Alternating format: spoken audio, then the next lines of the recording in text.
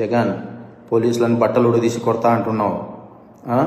పోలీసులు ఏమన్నా నువ్వు ఇస్తే వేసుకున్న బట్టలు అనుకున్నావా? కష్టపడి చదివి రన్నింగ్ రేసుల్లో ఎగ్జామ్స్లో పాస్ అయి ఎన్నో వేల మంది పోటీ పరీక్షల్లో నెగ్గి వేసుకున్న యూనిఫామ్ ఇది.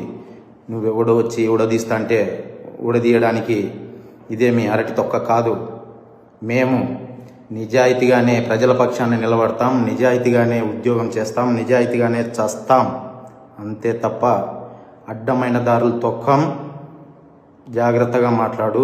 గౌరవనీయులైన రాష్ట్ర ముఖ్యమంత్రి గారికి, డిప్యూటీ సీఎం గారికి, హోమ్ మినిస్టర్ గారికి, రాష్ట్ర డీజీపీ గారికి నా విన్నపం ఏంటంటే, ఈరోజు జగన్ తన స్వలాభం కోసమో రాజకీయం కోసమో పోలీసులని బట్టలు ఉడదీసి కొడతాం, బట్టలు ఉడదీస్తాం, అలాగే వారి శిష్యులు పోలీసులని అమ్మనాబూతులు తిడుతున్నారు. మా దగ్గర తుపాకులు ఉన్నాయి, మీ దగ్గర తుపాకులు ఉన్నాయి, రండి ఎవడడ్డం వస్తాడో అని రెచ్చగొడుతున్నారు.